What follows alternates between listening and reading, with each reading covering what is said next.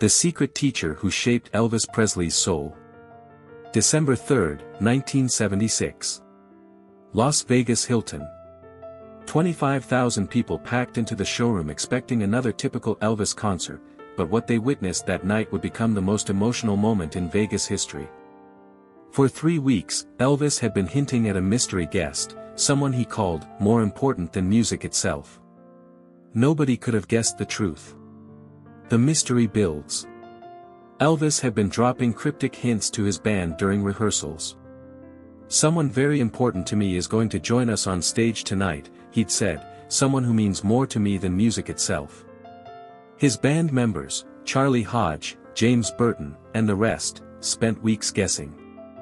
Priscilla, Lisa Marie, Johnny Cash, Jerry Lee Lewis. But Elvis just smiled mysteriously and kept his secret. That night, an hour into his usual high-energy set, Elvis suddenly stopped the show. "Ladies and gentlemen," he said, walking to the front of the stage, "tonight is going to be a little different." The emotion in his voice was palpable, different from anything the audience had heard before, the revelation. "This person has been the most important influence in my life," Elvis continued, "more important than Colonel Parker, more important than any record producer." The crowd buzzed with anticipation. Who could be more important than the people who made Elvis famous? Then Elvis said something that shocked everyone: "This person doesn't perform professionally. They've never been on a stage this big before, but they taught me everything I know about music, about life, about what it means to have soul." His voice grew softer, more vulnerable. "I've been wanting to do this for 20 years, but I was scared." The suspense was electric. 25,000 people sat in complete silence. "Ladies and gentlemen, please give a warm welcome to my friend, my teacher, my inspiration, Mrs. Alabama Williams." The woman behind the legend. The name meant nothing to most people in the audience, but they applauded as a small, elderly African-American woman in her 70s walked carefully onto the stage. Elvis rushed over, gently taking her arm and helping her to center stage with visible respect and love. Then Elvis told a story nobody knew. When he was 15 years old, his mother Gladys got sick and had to be hospitalized. Mrs. Williams, who worked as a housekeeper in their Memphis neighborhood, heard about their situation and came to their apartment every day after her regular job to take care of young Elvis. But she didn't just make sure he ate and got to school. Every evening, she sat at their old piano and played gospel songs, teaching Elvis not just the words, but how to feel the music, how to find the soul in a song. "Everything you've ever heard me sing," Elvis said, his voice breaking, "every way I've ever moved to music, every ounce of soul I've ever put into a performance, it all started in that little apartment with Mrs. Williams teaching me that music isn't about technique. It's about truth." The performance. Mrs. Williams sat at the piano and began playing "Precious Lord," the old gospel standard. From the first note, it was clear where Elvis had learned his musical soul. Her playing was simple but profound, every note filled with decades of faith and wisdom. Her weathered voice still carried incredible power. This was where Elvis learned about emotional connection. Then Elvis quietly joined in, harmonizing with his teacher. But this wasn't the Elvis from his records. This was Elvis the student, following the lead of his mentor with profound respect.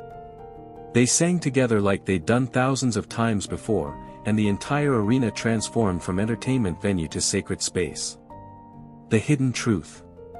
After the song, Elvis revealed something even more shocking: "Mrs. Williams has been coming to my shows whenever I'm in Memphis for the past 20 years. She never asked for special treatment, never asked to come backstage. She just buys a ticket and sits in the audience like everyone else." The crowd was stunned. This woman who shaped Elvis's entire musical identity had been attending his concerts as a regular fan, and Elvis only discovered it 6 months earlier when his cousin Billy recognized her. "Why didn't you ever tell me you were coming?" Elvis asked her. Mrs. Williams smiled. "Baby, I just wanted to see how you were doing.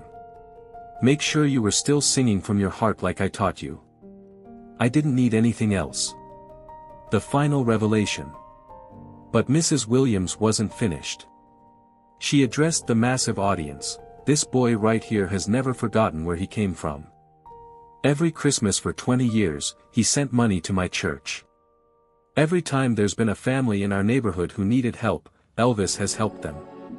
He's never asked for credit, never wanted anyone to know." The revelation hit like a thunderbolt. Elvis's secret charity work wasn't recent, it had been going on for decades.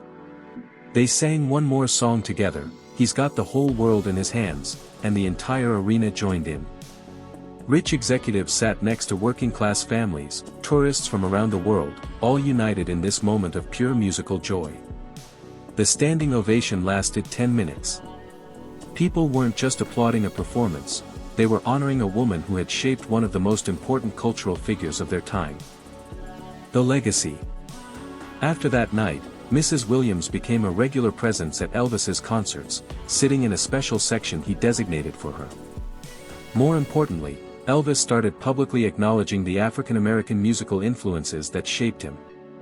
In 1976, when America was still dealing with racial tensions, seeing Elvis publicly honor an African American woman as his musical teacher was profoundly powerful. Mrs. Williams continued attending his concerts until Elvis's death in 1977. After he passed, she received dozens of interview requests but turned them all down except one. "I don't need to talk about Elvis," she said. "Elvis talked about me. That's enough. I'm proud of that boy and what he accomplished. But I'm more proud that he never forgot to be grateful." She passed away in 1982 at age 89, and Elvis's estate paid for her funeral. Her church established a music program in her name that continues teaching young people about gospel music today. What it really meant. The story revealed something crucial: Mrs. Williams hadn't just been a temporary caretaker. She'd been a regular presence in Elvis's life for years. When the Presley family couldn't afford music lessons, she taught him for free. When they couldn't afford a piano, she let him practice on the one at the house where she worked. When Elvis struggled with early fame's pressures, she was one of the few people who could keep him grounded, but because of the racial climate of the 1950s and early 1960s, Elvis had to keep that relationship private. That December night in Vegas was his way of finally giving her the public recognition she'd always deserved. The influence was profound and specific. She taught him about call-and-response traditions in gospel music, which became central to how Elvis interacted with audiences. She showed him how to use his voice as an instrument of emotion rather than just technique. Most importantly, she taught him that performing was about service, serving the song, serving the audience, serving something larger than yourself. Every time Elvis said, thank you very much," to an audience, Mrs. Williams recalled in her only interview, "I heard the gratitude I tried to teach him. Music is a gift, and when you receive a gift, you say thank you." The real magic. That December night in Las Vegas wasn't just about a surprise guest. It was about revealing how profoundly one person's kindness and wisdom can shape cultural history. The music that moved millions around the world started with a lonely teenager learning gospel songs from a woman who cared enough to teach him. Behind every great artist are teachers, mentors, and influences who shaped them in ways both visible and invisible. Mrs. Williams didn't need fame, but she deserved acknowledgement. Elvis's public recognition was one of the most meaningful gifts he ever gave. The story demonstrates that great art comes from human connection across all boundaries. It shows that recognition and gratitude can be more powerful than fame or money. And it reminds us that the people who shape us in private moments deserve to be honored in public ones. Mrs. Alabama Williams never sought the spotlight, but for one magical night in Las Vegas, the world finally saw the woman who taught Elvis Presley how to sing with his soul.